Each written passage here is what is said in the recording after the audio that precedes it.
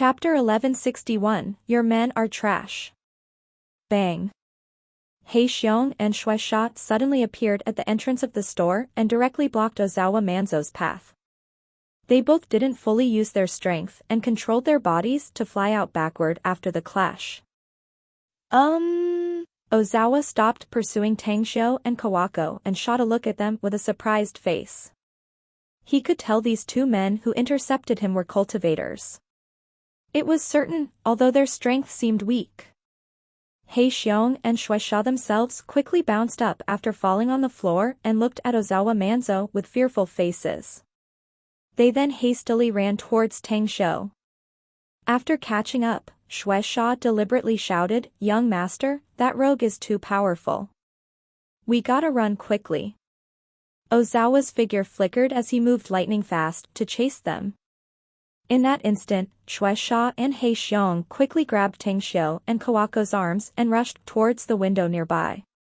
The moment after, the glass hit by their bodies shattered and they directly jumped out of the building. Damn bastards. Ozawa was about to jump and pursue them instinctively, but he wanted to hide his identity as a cultivator. He was hardly able to halt his pace right as he stopped next to the window. He looked down at the four who crashed down below as they drilled into the car at a very fast speed and drove away. Escaping fast, huh? No matter how fast you are, you can never escape from a cultivator. The Inada Society and Daikura Sakuraji. This bastard and his dojo dare to find me trouble. You're all just tired of living. Unwilling to stay any longer. Ozawa felt there was something fishy about today's incident given the appearance of these cultivators. He quickly rushed to the Inada Society at once to figure out the identity of that brat. And then, gave him another tough lesson. "Honey, wait for me." The seductive woman rushed out from the inside with her handbag and said in dismay and fright, "You're really powerful and amazing, dear. Just like a Superman." You haven't bought that diamond ring and a platinum necklace for me.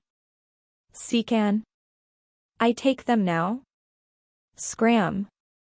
Baffled to find many enemies coming for no reason had already made Ozawa frustrated and angry. Now that he heard the seductive woman speak like that, he slapped her hard and sent her flying backward. He immediately pulled her hand and quickly left in large strides. Half an hour later, at the gate of the Inada Society. Four security guards were on duty when they saw a car approaching fast from a distance. Immediately after, one of them quickly came out. Kriek. The brakes sounded and the car's door was pushed open as Tangxiu got off with Kawako's support. He ignored the four security guards and entered through the front door under the protection of Shui Sha and He Xiong, who now looked wretched. "Get the hell out of your hole, Daikura. I spent tons of money on you when I just came to Japan. I lost hundreds of millions USD more and I was still fine. But you bastard lied to me, you owe a damn explanation." On the second floor of the attic, in the quaint study, the sullen and grim-looking Daikura Sakuraji had just returned from the floating yacht casino and was smashing everything in the study, and venting his anger to his men. Certainly, the curses aimed at him from the outside made him furious. Which asshole came to make trouble in my Inada Society, huh? Daikura Sakuraji rushed out of the study and dashed downstairs to the entrance. His angry roar had spread out, but his angry face was instantly frozen upon seeing the blood-stained Tangxiu. He even saw that his bodyguards, Shui Sha and He Xiong, also had blood on their lips. What's going on? Didn't I assign 100 bodyguards to protect this fella? What about them? What has this surname Tang run into that made him look so miserable now? Tangxiu dashed to Daikura's front with a furious face.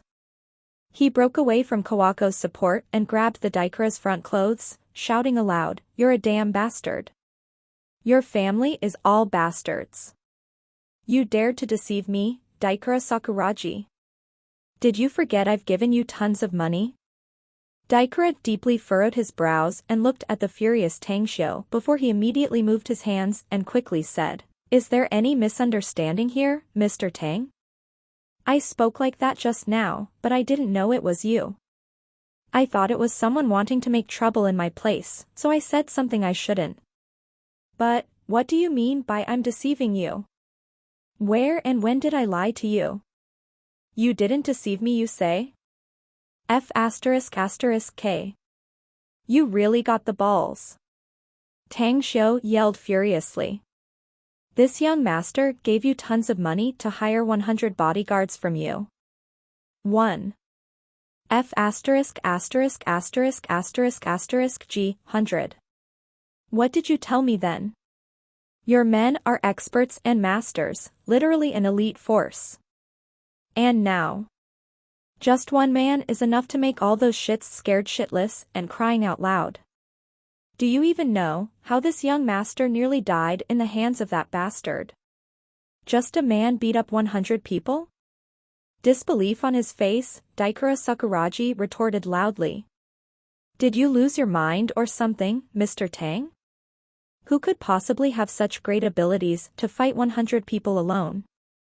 More so well-trained experts like my men?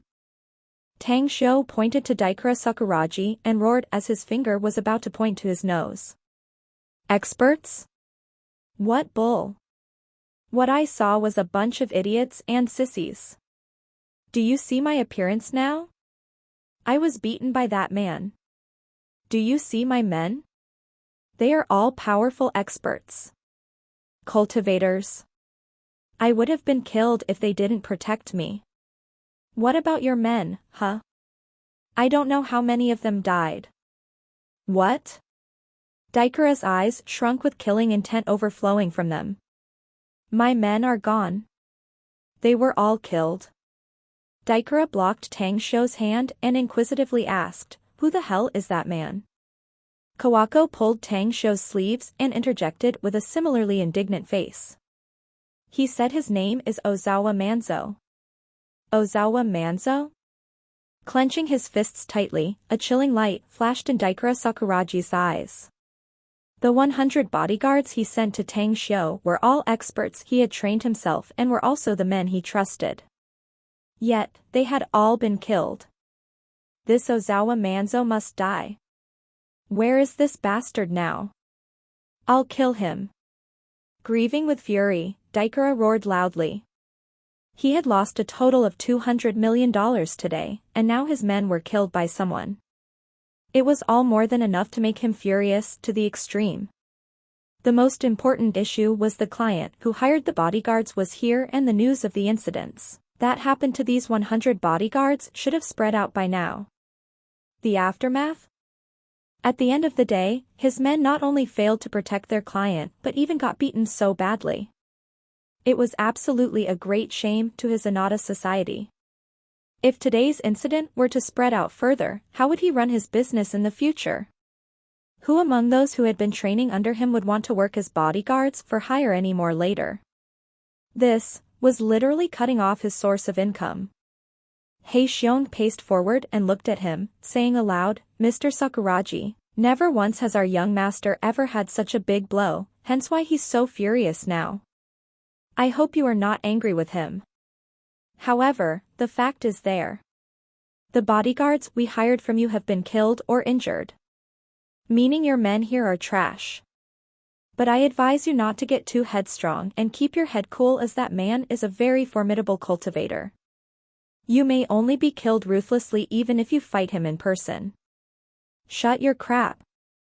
Daikura Sakuragi yelled angrily, that Ozawa is a cultivator, do you think I'm not one? I've been staying low-key all these years and rarely have I provoked others. Little did I expect that damn Ozawa dares to do so to me. Tell me, where the hell is that asshole now? I'm gonna kill him for sure. About 7+ seconds later, the 4 bodyguards outside the entrance were sent flying backward and slammed into the entrance gate, coughing up blood and falling unconscious as their bodies slammed on the ground. Shortly after, a figure with a huge aura appeared at the door. Eyes full of killing intent, Ozawa stared daggers at Daikura and furiously roared, we used to know each other, Daikura Sakuragi. We may not be friends, but we're not enemies either. Yet you bastard wants to kill me? Come and bring it on. I'll see what abilities you actually have. After seeing clearly that the man was Ozawa Manzo, Daikura Sakuragi stormed forward with a roar. He instantly pulled out the dagger and delivered swift and fierce strikes at Ozawa. Die. Ozawa dashed forward to clash with him without fear and blasted out with all his strength instantly. The frantic fight was so intense and bloody. Both men engaged in a crazy fight for a full 2 minutes, resulting in both of them being dyed red by their blood, arousing their killing intent even further. Daikura and Ozawa were similar in strength, but the latter made 2 mistakes in the fight, resulting in much more severe injuries than the former. Boundless Ocean of Buddha. Boundless Ocean of Buddha. Both men fiercely shouted at the same time, nearly staking out everything by risking their lives as they rushed to clash yet again, with each unleashing their respective ace-killing move. The final clash was but an instant, but each sent the other flying backward with a grievous injury. Tang Xiu just stood with folded arms nearby watching them fight. When he saw both men use the same killing move, it was finally confirmed that they were from the Joyous Palace. He walked towards them with a smiling face, clapping and saying, "Have you both played enough?" Daikura and Ozawa, who were sent flying backward, wore disbelieving expressions at the same time after hearing the name of the move each just unleashed. It was the same? What did that mean? That explained that they were members of the Joyous Palace and very likely one of the 72 chess pieces. Upon realizing this, they both deeply regretted fighting so crazily and ending up both grievously injured. Never did they expect that they turned out to be from the same side instead of being enemies. Chapter 1162, The Fish is on the Hook.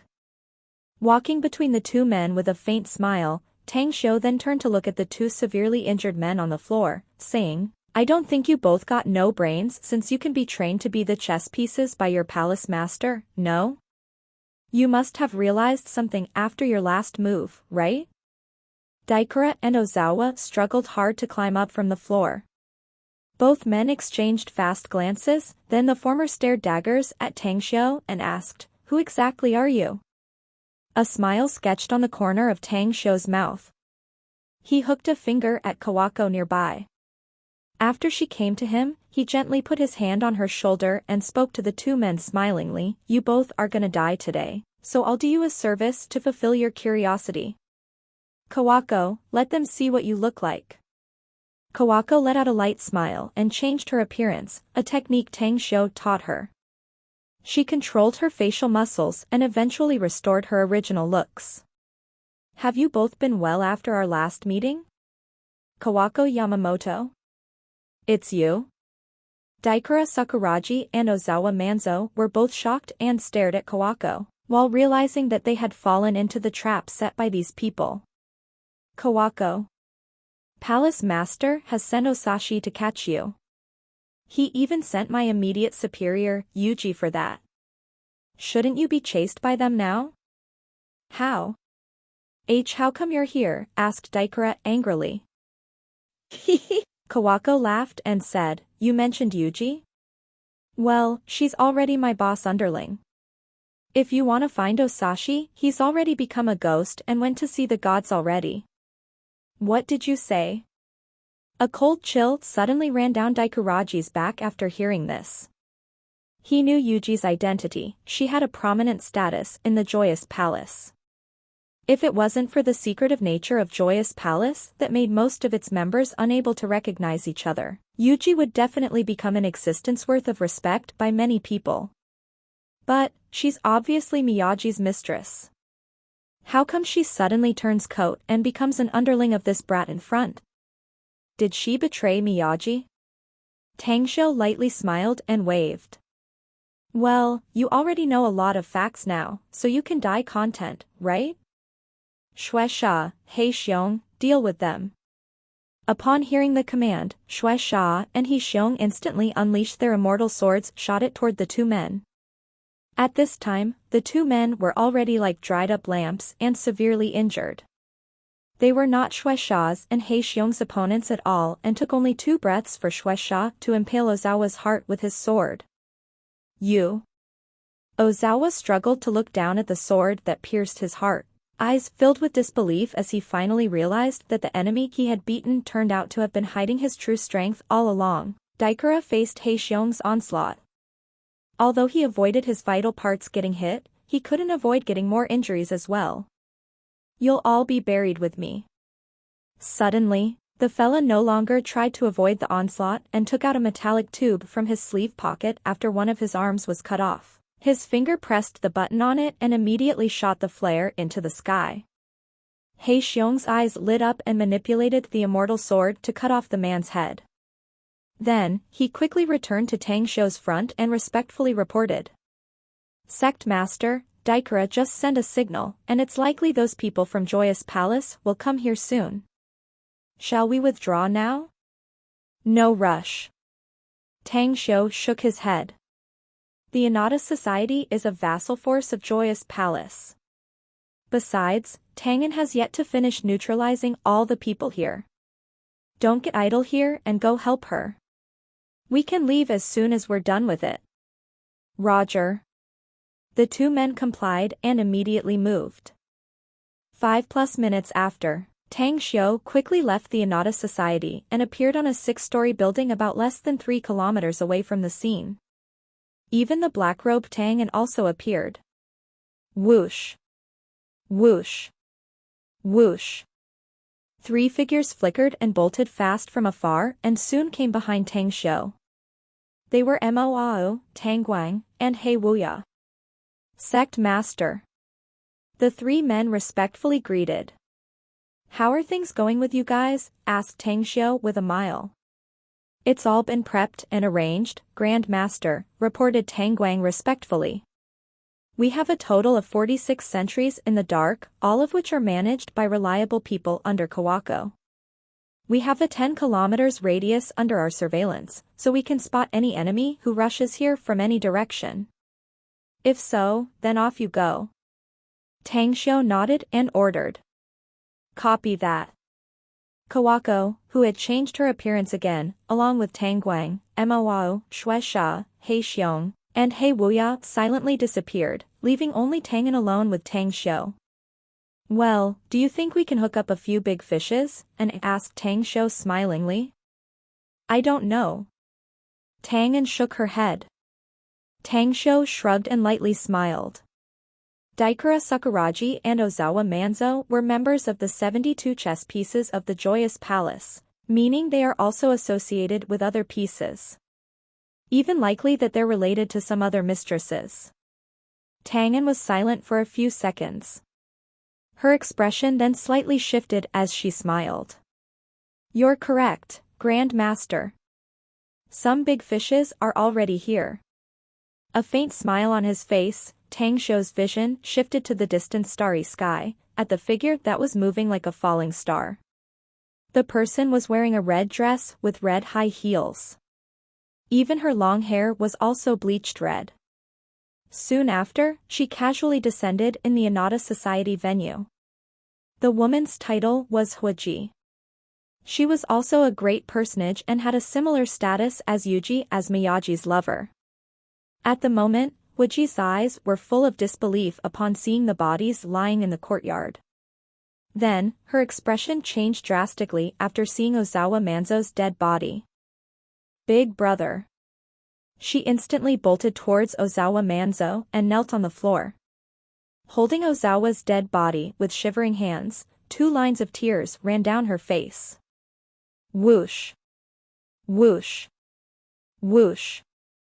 3 shadows flickered from a distance and quickly landed around her. All 3 of them were males in their 40s. 2 of whom suppressed their shock upon seeing Huiji, cupped their fists and respectfully greeted. Subordinate pays respect to Huiji. The other one was stunned and immediately followed the salute. Flames of fury filling her eyes, Huiji's vision fell on the 3 men and shouted, "Who killed them?" The 3 men shook their heads. "Investigate it thoroughly." Huiji fiercely shouted, "I don't care even if you must turn Kyoto upside down, but you must find the murderer. Those who provoke the Joyous Palace must die." "Understood." The three men hurriedly complied and took out their phones and began dialing some cell numbers. A few minutes after, they disappeared from the courtyard. On the roof of a building in a distance, Tang Xiu slowly stroked his chin and thoughtfully said, Yuji described some of the mistresses in Joyous Palace, and this woman should be one of them with the Huiji title. Well, the other three just left, so it's time to conclude this fishing session. Let me deal with her, Grand Master, said Tang'an. Tang Xiu squinted and nodded as he slowly said, your cultivation may be under that woman, but you should be able to easily kill her in a life-and-death battle. Go, then. I'll help you so she can't run away. Tang'an nodded respectfully in response and then quickly disappeared and lurked towards Huiji. Tang Xiu closely followed her and soon appeared on the outskirts of the Inada Society building. The moment he and Tang'an entered the building, he began drawing an array pattern and set it up outside the Inada Society. Puff. An immortal sword suddenly appeared out of the blue and the sudden assassination strike directly stabbed Huiji's left shoulder. Blood instantly spurted out and Tang'an's figure appeared. Who are you? Huiji's expression enormously changed. Her heart palpitated upon finding the enemy suddenly appearing like that. She didn't even notice anything when she appeared, which proved the enemy's terrifyingness. Something's wrong. Huiji suddenly noticed in surprise that the flow of energy in the surroundings had changed. Tang'an didn't respond to Huiji's remarks. She shot thousands of sword beams from her immortal sword and directly sealed off Huiji's every escape route. Makujio artifact. A wooden fish suddenly appeared in Huiji's hand. As a hammer landed on the Makujio, a dazzling golden light suddenly burst from above. The golden light instantly spread in all directions and encased the sword beams within. Cling, cling, cling. Hundreds of golden fishes then appeared in the midst of golden light out of thin air and constantly clashed with the sword beams. The destructive sword beams, which were originally full of momentum, were dissolved in less than 2 breaths. Then golden fishes stormed over towards Tang'an. If Yuji were to be here at this time, she would have been very shocked since this Mokujyu was the favorite artifact of Miyagi and was rumored to have enormous might. Ancestral reverse of myriad swords. The routed sword beams appeared again and this time the number was several times more than before. Overlapping layers of sword images formed dense sword beams and covered the sky. Even the sword beams now encased several hundreds of meters radius, shrouding the golden fishes and destroying the golden fishes with its sword beams. Time flow reverse. Huiji beat the Makujio faster, but a bad feeling suddenly struck her heart. She felt like she was hallucinating, that the time was flowing much slower and all the scenery around her turned blurry. Puff. The moment after, tens of sword beams pierced her chest and crushed her heart. How is this possible? Huiji was scared to death and hastily performed a secret art. The Buddhist Saraira in her body suddenly broke out and attempted to escape. Boom. A transparent energy shield blocked her Buddhist Saraira's path and it bounced back to her original position. Destroy. Tang'an manipulated her immortal sword and accurately and unmistakably pierced the golden Saraira. However, when a shrill scream came out of the golden Saraira, Tang Xiu's figure suddenly appeared and directly grabbed it. Why you didn't let me destroy it, Grand Master? Asked Tang'an with hesitation. Chapter 1163, Buddhist Sect Squad. Shaoshi Mountain, China.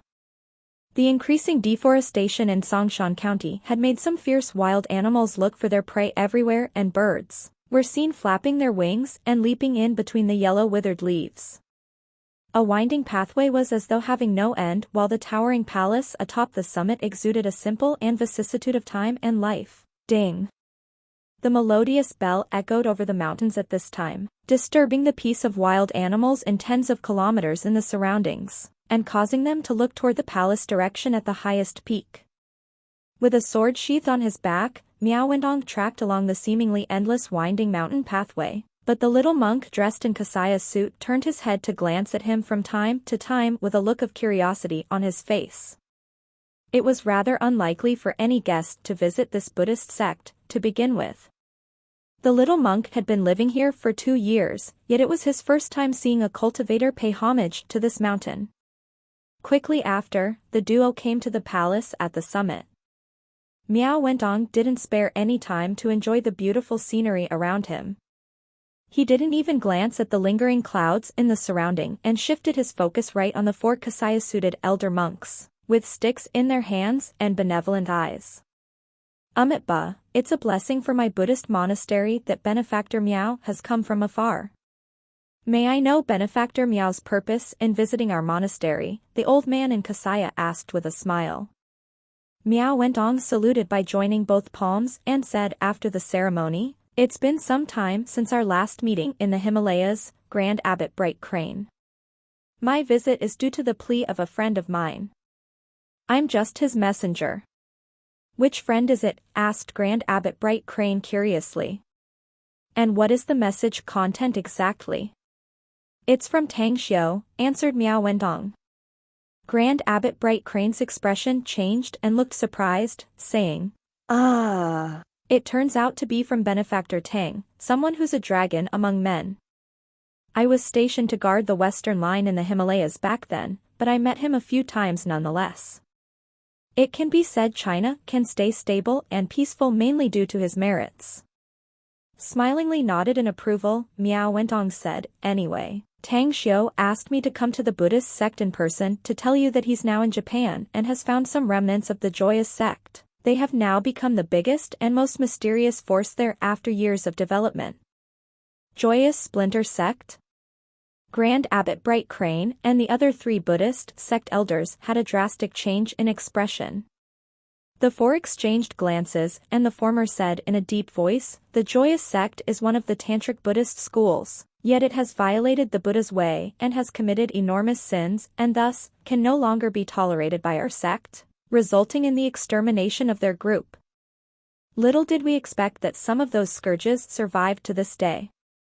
Benefactor Miao, this is a very important issue for us. Could you tell us where is Benefactor Tang now and how can we get in touch with him?" Miao Wentong gave him Tang Xiu's cell number and then said, "Tang Xiu also asked me to convey another message. If Grand Abbot of Buddhist sect wants to clean up the school, the Buddhist sect can call him in advance as he's now in Kyoto and is waiting for your honorable arrival. We are deeply grateful for this news, Benefactor Miao." Grand Abbot Bright Crane replied in a deep voice, "Our Buddhist sect, however, needs to take some time to discuss this utmost important issue at hand. Also, I'd like to ask Benefactor Miao to stay for some time. You can leave the Shaoshi Mountain later with my Buddhist disciples." "All right." Miao Wentong nodded. 2 hours later, 8 section heads of the Buddhist sect rushed from each stationary peak and entered a meditation hall. 9 people, including Grand Abbot Bright Crane, waited cross-legged on a futon inside. "You gathered us all 8 together at the same time. What exactly happened, Senior Brother Bright Crane?" A fat monk with a bright face and smooth skin asked curiously. The rest didn't ask, but they had similar curious expressions on their faces, their eyes fixed on Grand Abbot Bright Crane's face. "Some of you have seen Benefactor Tang Xiu and some have heard of him. I believe you have some understanding pertaining to his character," said Grand Abbot Bright Crane slowly. The fat monk nodded firmly. "Benefactor Tang Xiu has a Buddha heart although he's not one of us.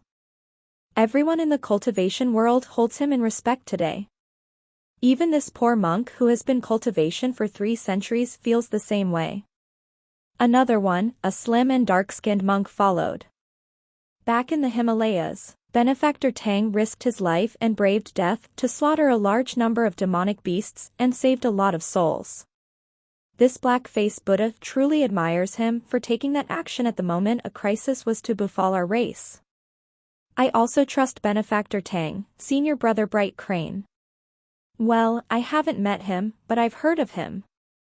It's true that hearing and seeing in person is the truth. But I believe the judgment of my elder martial brothers that Benefactor Tang is a just person."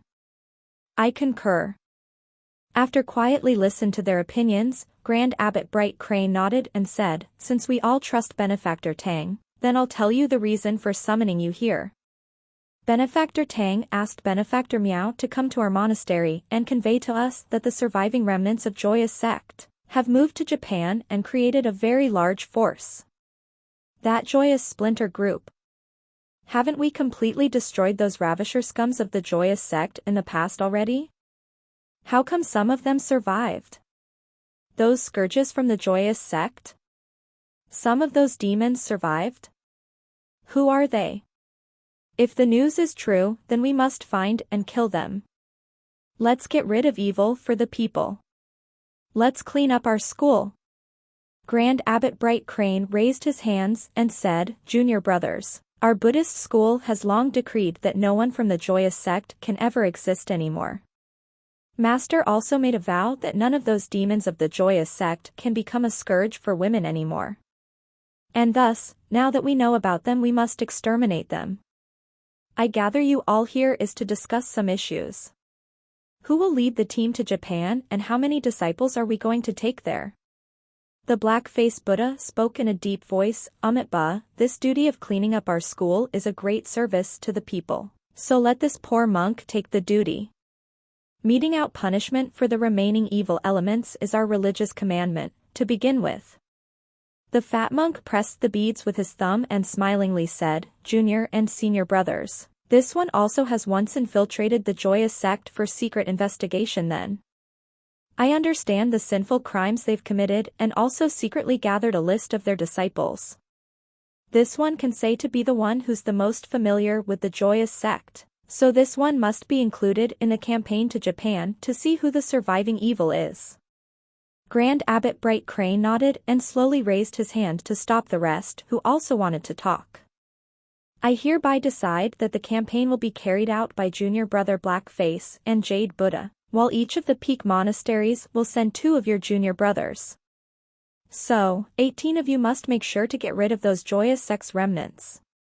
Blackface Buddha and Jade Buddha, as well as the other 6 high abbots, exchanged glances in surprise. 2 juniors from each peak monastery, as mentioned by Grand Abbot Bright Crane, had a very high status and were also very formidable. The weakest one among them was on par with Golden Core cultivators. As dusk arrived, Miao Wentong and 18 high monks left the Shaoshi Mountain and Miao Wentong took care of everything to send them to Japan by plane. Afterward, however, an incident happened since these high monks rarely left the Shaoshi Mountain and so, had no ID card. Thus, the plan to ride a plane to Japan was ruined. Japan, the Inada Society. Tang Xiu leisurely sat by the window on the 2nd floor of the attic while enjoying and appreciating the beautiful scenery in the surroundings. The dead bodies in the venue had all been taken care of and any traces of blood had been cleaned up as well. At the same time, Kawako's subordinates were also repairing the broken things due to the fight before. Fragrant tea and beautiful view. And next to him was also an exquisite and classical beauty in the form of Kawako who served him tea. All in all, it made everything feel comfortable to Tang Xiu. He happily downed the fragrant tea completely and then slowly asked, have those men sent anything about the information I asked them? Not yet. Kawako shook her head. But our men are still keeping tabs on those 3, and it may not take long before we can find out their identity.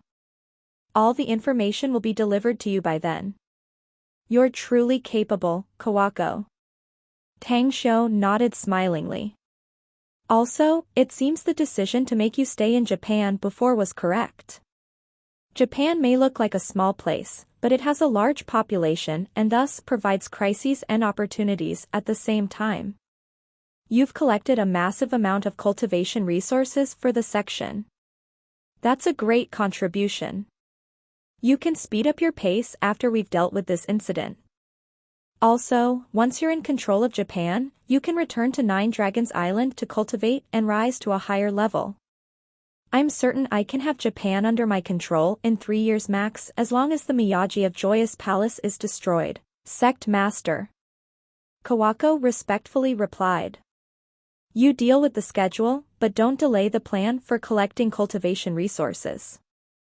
Also, Jinshur will send some intel operatives in about half a year to set up our intel network in Japan.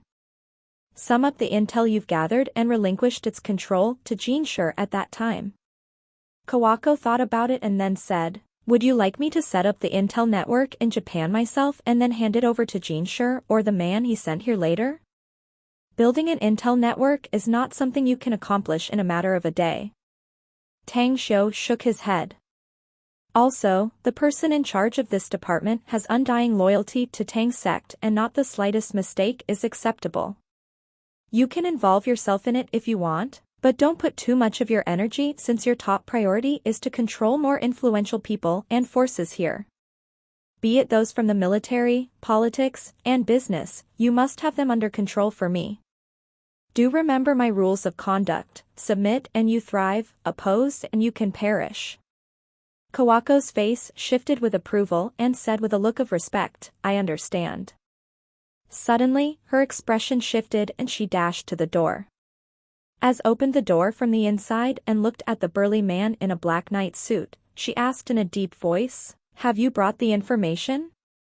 "Yes," replied the big man respectfully. After Kawako received it, she waved to hint the man to retreat. Then, she took the documents to Tang Xiu. Chapter 1164, Woman Furnace.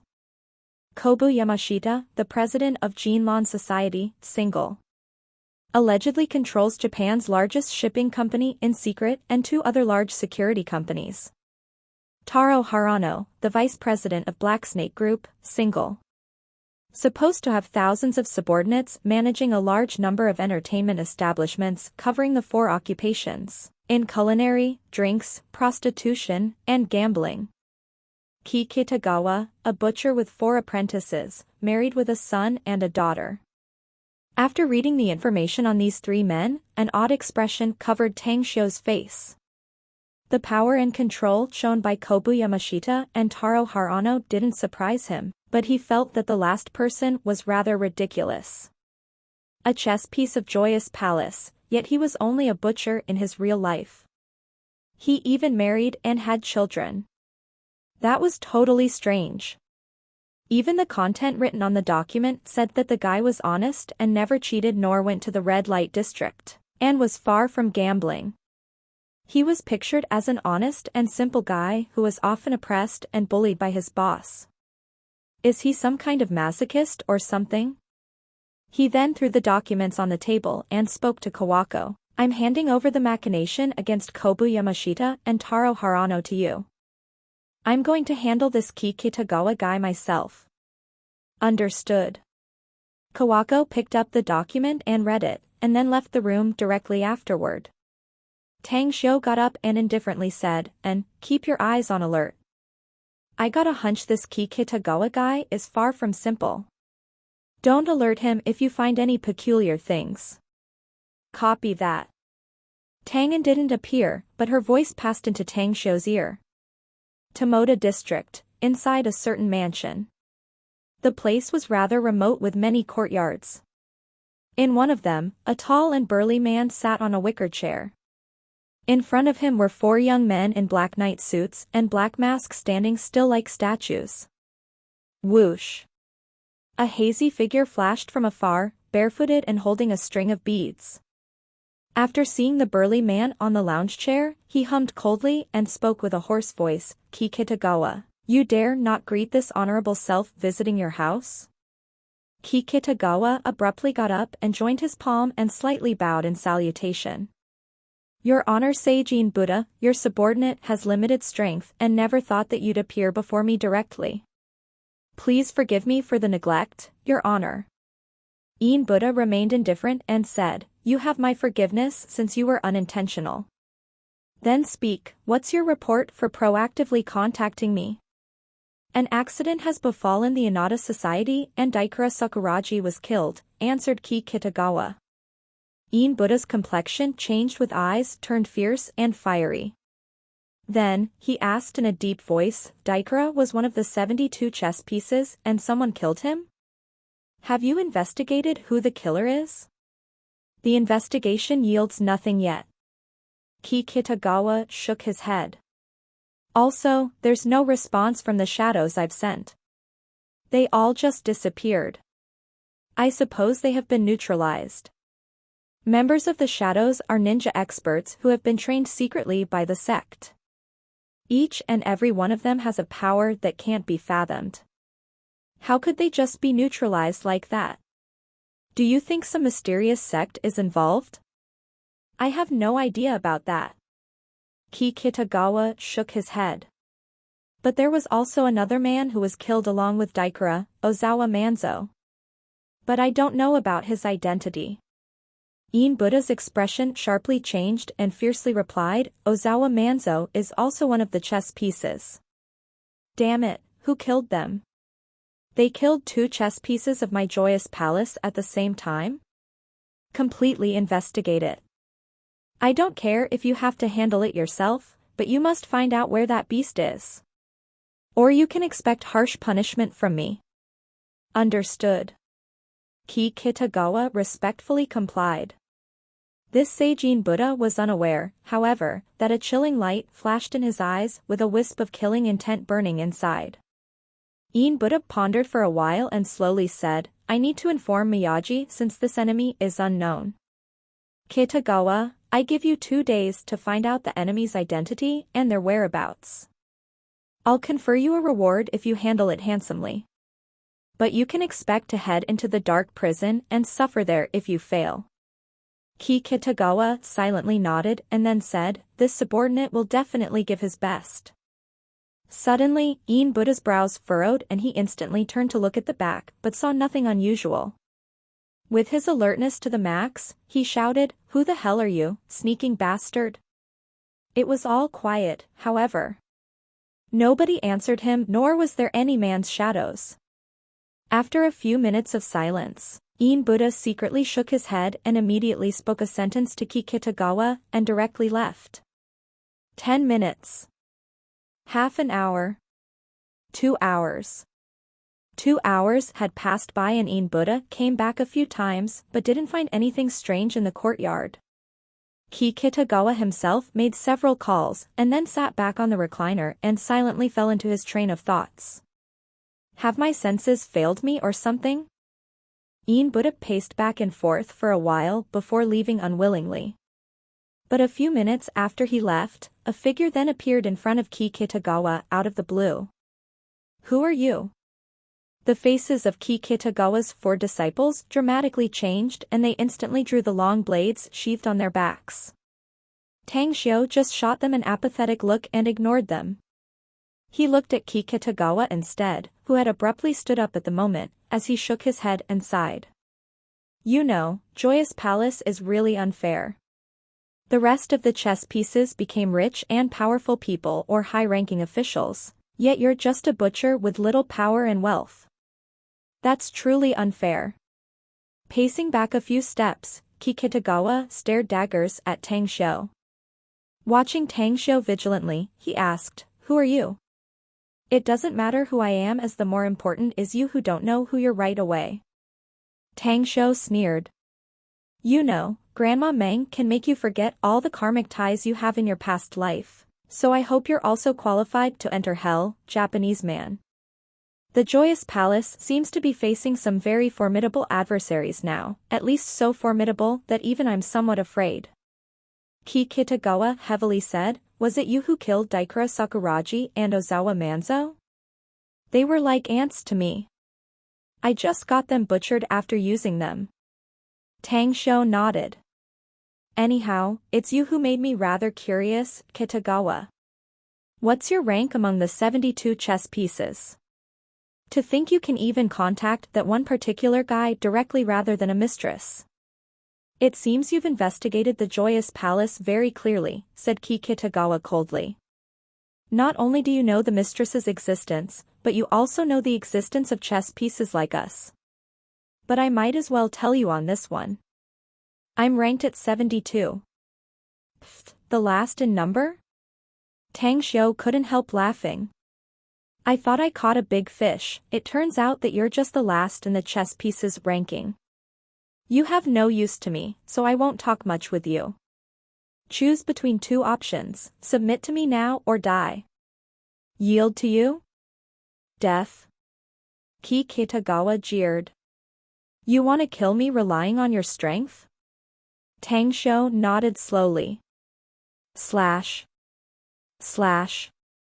Slash. Slash. 4 sword images appeared out of the blue and instantly beheaded the heads of Ki Kitagawa's 4 disciples.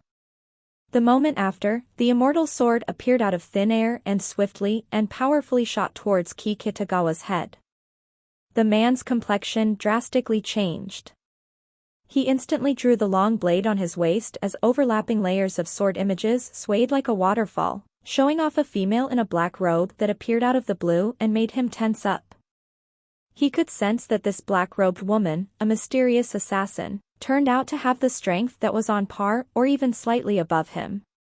"What the hell are you, people?" Ki Kitagawa loudly shouted.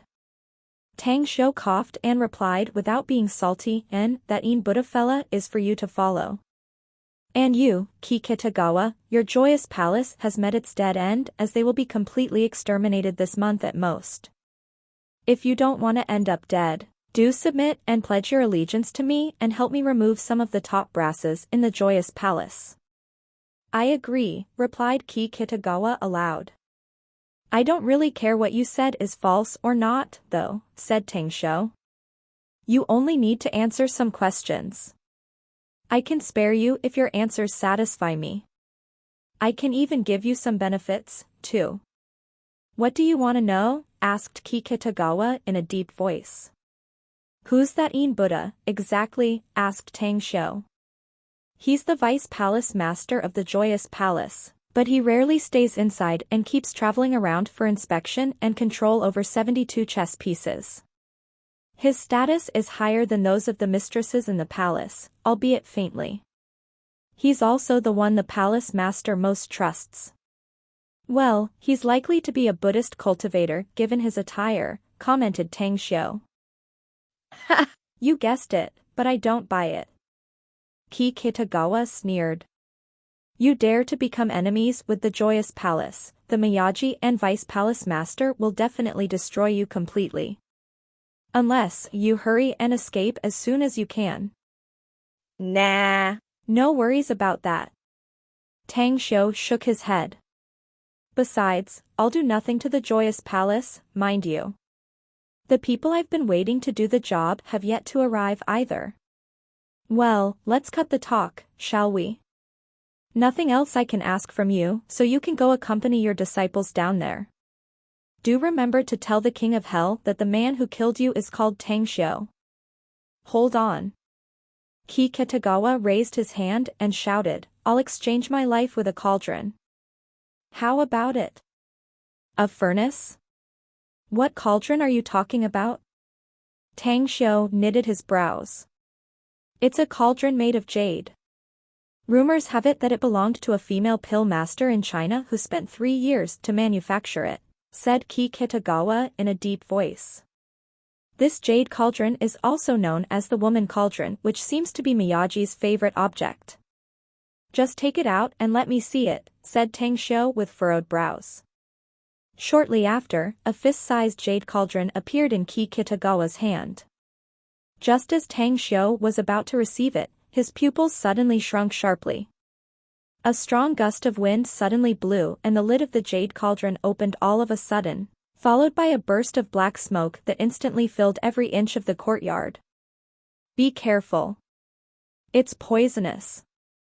Tang Xiu suddenly shouted as he discovered that Mo and the rest had caught up from the distance. Whoosh! A hazy figure flickered and bolted from the distance to appear in the middle between Tang Xiu and Ki Kitagawa.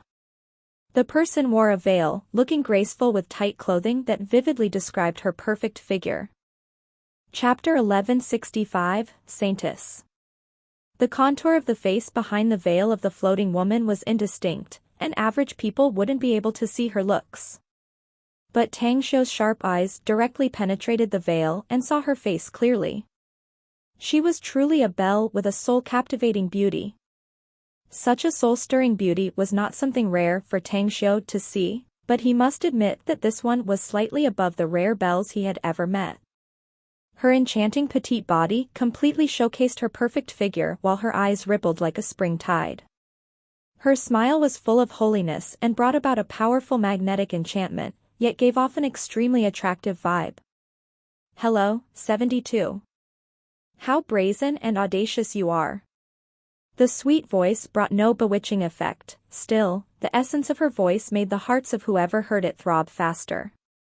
Kitagawa's face was bitter as he helplessly replied, Your Honor Saintess, I'm willing to return this jade cauldron to you to keep my life.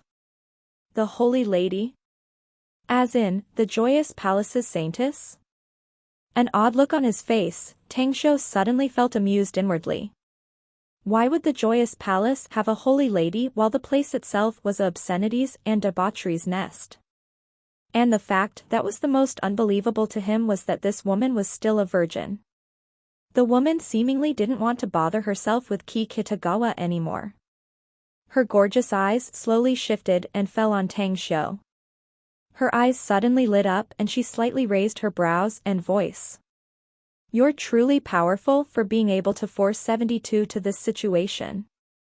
Sir. Miyagi has been looking for this jade cauldron for several years already and we finally found today, thanks to you. She speaks Mandarin? Has she already seen my origin? Tangsho squinted and his eyes lingered on her. He was unperturbed by the attraction and temptation effect brought by this female since he himself was often together with beautiful women, even if this beauty in front of him was as beautiful as the extraterrestrial devilish demon Bells. He had killed too many extraterrestrial beautiful demon cultivators back then with her level of beauty. Half a minute passed by in silence and Tangsho's eyes finally lit up. He found a raindrop-shaped red mark flashed on the glabella of this joyous palace's saintess. Although the red mark only appeared in a flash, he could keenly capture it. That's a pity, really, Tangsho finally shook his head and softly sighed. The female still looked undisturbed and maintained her unique demeanor, asking, Why did you sigh, sir? What are you feeling pity for? Tangsho ignored her and shifted to Kitagawa and smilingly asked, I get it now. You didn't want to give me that jade cauldron. The female furnace you told me should be this woman, right? That's interesting, though. You seem to be loyal to the joyous palace, yet you want to borrow my hands to make things worse for them instead. Kitagawa, or Mr. 72, am I right? Kitagawa's pupils shrunk. A much stronger aura suddenly burst from him and his appearance also slightly changed along with the change in his aura. His body size was nearly doubled and his seemingly ordinary appearance now turned a bit rough with a blade scar on his cheek. You're Tang Xiao, the renowned young divine doctor from China, the owner of magnificent Tang Corporation, and the outstanding scion of the famous Tang family of Beijing? You're truly outstanding. You can correctly guess my intention. Young Master Tang does look very powerful. Kitagawa gently shook his shoulder and the clothes on his body instantly shredded to pieces. Then, a new set of clothes instantly appeared on his hands as he put them on in just a few seconds. Clad in black pants, a black vest, and a cloak, even his leather boots were black. At the same time, a sizable large broadsword appeared on his back out of thin air with two ropes that swayed as though they were alive before. He finally fixed the broadsword sheathed on his back. Tang Xiu's expression remained unchanged as he calmly waited for the strange transformation of Kitagawa's physique to end. Then, he shook his head and sighed. I thought I was already powerful enough. It turns out that I'm slightly weaker than you, Mr. Kitagawa. I can sense that you're hiding something special, but I didn't expect you to hide it so deeply. Well, how about reintroducing yourself, then? Kitagawa stretched his neck and moved his lower body first. The cracking sounds of his bones spread out and he grinningly said, Now. Are you gonna take this joyous palace's saintess or what? I'll tell you my real identity if you take her. But if you don't, there's no need to know who I am and you'll be forever staying in Japan. Tang Xiu raised his brows and then turned to look at the joyous palace saintess, whose expression had now changed. He's right, though. I'm afraid you'll have a hard time today if you come here alone this time. Still, it's certain that I've been planning to remove your joyous palace, so I'm glad that some strangers will do the job to get rid of you. Humph. The joyous palace saintess snorted as hazy shadows suddenly appeared from the surroundings and tens of women with white gauze skirts and veils, all of whom had Buddhist artifacts in their hands and stared daggers in a murderous manner at those in the surroundings. Ki Kitagawa is a traitor, but why are you taking our joyous palace as your enemy, cultivator from China? Tang Xiu shrugged and said with a pale smile, you know, Japan may not be an outstanding place, yet it has enormous population nonetheless, and you can expect to find some good resources here. Besides, I'm rather interested in some people from Joyous Palace, to begin with. Just like you. Humph. It turns out that you're also a shameless man, the Joyous Palace saintess hummed coldly and instantly waved her arms. Whoosh. Whoosh. Whoosh. Tens of masked females in white attire moved fast as though beautifully dancing white butterflies, and formed the Buddha Vajra formation in the blink of an eye. They themselves seemed weak, but the aura that erupted from the Buddha Vajra formation was overbearing. All kinds of Buddha forms floated around them. The scene may look chaotic, yet it was very orderly done as they flew in a certain trajectory secretly. Tang Xiu looked up to observe it for a short while and a strange smile sported on his face. Even though he had himself surrounded by this Buddha Vajra formation, he didn't rush to act and smilingly looked at Ki Kitagawa while giving a pleased gesture. Well, you're someone from the Joyous Palace, so you must know a bit about this Buddhist array, right? If you want to follow me and leave this formation alive, you gotta pay it with your name. Wahaha. Ki Kitagawa raucously laughed with contempt visible on his face. You want me to follow you just relying on you, a trivial cultivator? You're of no use to me, so why should I give a damn about you? Since the female furnace that the Joyous Palace old geezer has bred for so many years is now here, then I'll destroy the unsightly things first, including you, the dignified young Master Tang. Crack. Crack. The ground in the courtyard suddenly moved. It was not an earthquake, but many cracks appeared on the ground and directly split. Along with the cracking sounds, 12 black holes then appeared and shadows made of black smoke that depicted figures from the underworld came out of them. The tens of enchanting masked women had not yet acted, but nearly 100 figures had already rushed from the black hole underground. For tens of years I've been planning and for decades have I been waiting for this to happen. And today, this old man finally gets his chance. Oh, soldiers of the god of death, heed my order and take out everyone here but this Joyous Palace saintess. A chair suddenly appeared behind Ki Kitagawa out of the blue as he happily sat after giving a command. The moment he saw the bizarre phenomenon on the ground, Tang Xiu tensed up and his heartbeat hiked up upon sensing the man in black night coat's aura. That bunch was over 100 people, all of whom were experts at the Golden Core stage. If they fully unleashed their power while still being unaware of Ki Kitagawa's cultivation level, even he would be forced to retreat for the time being. Buzz. Suddenly, Tang Xiu felt something on his arm. He didn't do anything but straightly disappeared from everyone's eyes as some swords then came shooting to the spot where Tang Xiu had just disappeared. A chilling light flashed in Ki Kitagawa's eyes.